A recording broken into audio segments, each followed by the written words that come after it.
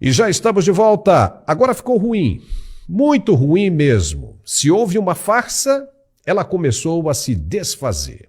Ou melhor, a cair por terra.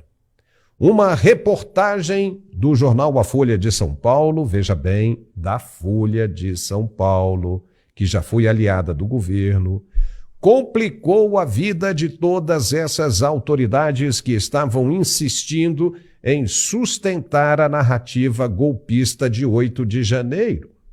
E agora está todo mundo correndo para montar uma outra narrativa que justifique o porquê de não terem sido tomadas medidas imediatamente depois de saberem o que aconteceria no dia 8 daquele janeiro.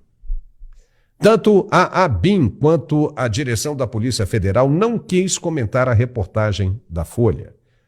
Querem ganhar mais tempo para pensar em uma resposta que sustente a narrativa que possivelmente irão apresentar mais tarde.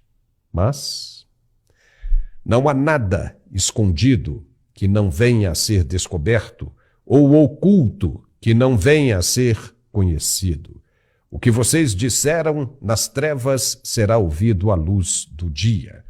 E o que sussurraram aos ouvidos dentro da casa será proclamado dos telhados. Evangelho de Lucas, capítulo 12, versículos 2 e 3. Uou!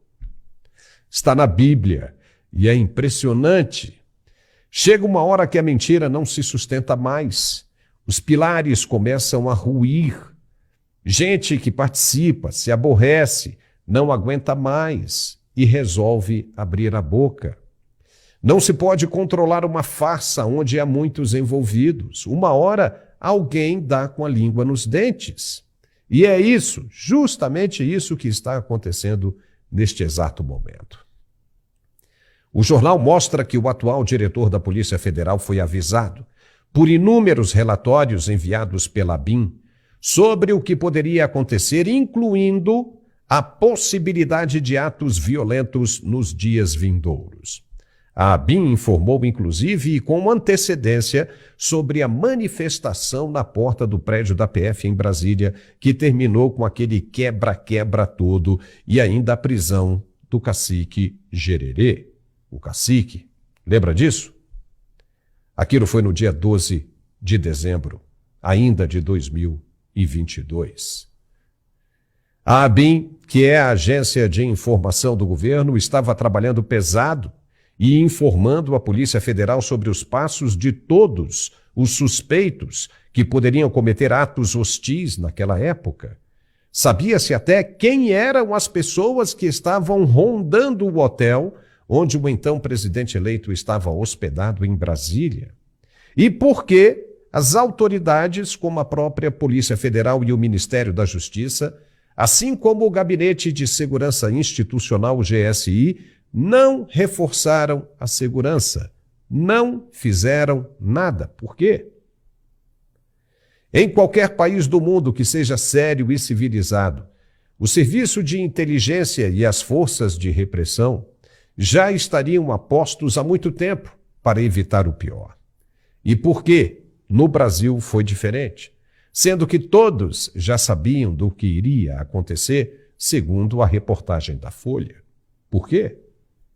De acordo com o jornal, no dia 7 de janeiro de 2023, um dia antes do ocorrido na Praça dos Três Poderes, ou seja, em um sábado, o já diretor-geral da Polícia Federal, senhor Andrei Rodrigues, enviou um ofício no qual alertava sobre a possibilidade de atos violentos nos dias seguintes. Não ficou claro para quem ele teria mandado esse ofício, mas o jornal mostra que ele tinha claro conhecimento do que poderia acontecer. Com as atribuições que cabem à instituição, ele tinha autonomia suficiente para incrementar a segurança do local, inclusive acionando o governo do Distrito Federal. Mas isso não foi feito. E por quê?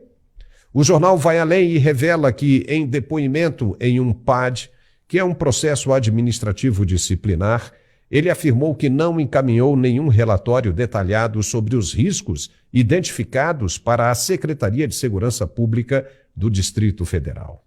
Será que a experiência deste profissional não previa essa possibilidade de risco alto? Havia um grupo de trabalho específico para tratar deste risco, para mitigar qualquer possibilidade que colocasse em risco a integridade dos novos atores constituídos pelo pleito de 2022. É impressionante porque qualquer um, por menos conhecimento de segurança que possa ter, saberia o que fazer nestas horas, exatamente. Como é que um grupo altamente treinado, supostamente, e com larga experiência deixou acontecer o que aconteceu? E como aconteceu? Se foram avisados, como mostra na reportagem, e não tomaram as devidas providências, previstas em protocolo, inclusive, então incorreram em crime grave de prevaricação, não tem outro jeito. Uma investigação agora deve ser aberta para apurar essa denúncia e com profundidade, porque, ao que parece, se o chefe da polícia sabia, então o chefe dele também deveria saber que era o ministro da Justiça, até então, Flávio Dino. E principalmente o chefe do GSI, General G. Dias, que não pediu reforço do grupamento militar no Palácio do Planalto, porque a PM de Brasília deve ser responsabilizada e essas autoridades, outras, que foram avisadas, não.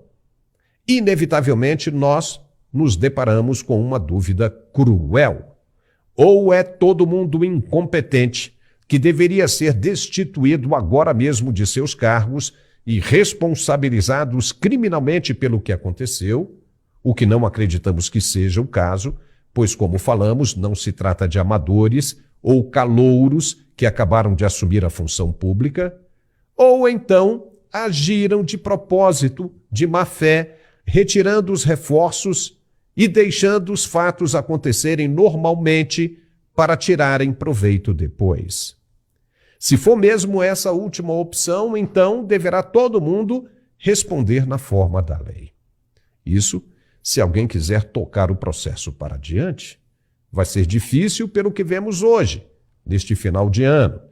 Mas também temos de analisar como as coisas estão acontecendo com a aproximação de 2025.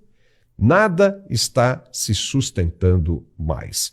O castelo de cartas começou a desabar. Agora é saber quem cai com quem e quem larga a mão de quem. Porque uma coisa é certa, o castelo inteiro vai desmoronar. Se vazaram essas informações agora, que ninguém ainda tinha conhecimento que existiam, imagina o que mais poderá ser revelado em breve.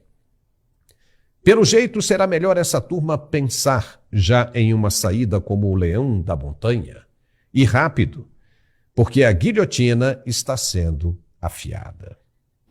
Nós vamos conversar agora com o nosso analista de geopolítica, Gerson Gomes, diretamente dos Estados Unidos. Ele que tem acompanhado, inclusive, os exilados do dia 8 de janeiro. Gerson, seja muito bem-vindo. O que você achou das revelações feitas pelo jornal A Folha de São Paulo a respeito dessa equipe de governo? É com você. Olá, Paulo. Muito bom estar de volta, principalmente quando esses assuntos reverberam, e você sabe muito bem, a nossa audiência selecionada do Mundial Telenotícias conhece a minha indignação com essa injustiça e posso até dizer, de certa maneira, um crime doloso, porque essa omissão que nós estamos falando agora, ela não pode ter sido só culposa, ou seja, não deve ter sido uma negligência, como você mesmo disse, uma incompetência, mas guarda grande, pelo menos proximidade com o que a gente conhece, de algo feito com vilaneza, ou seja, com intenção.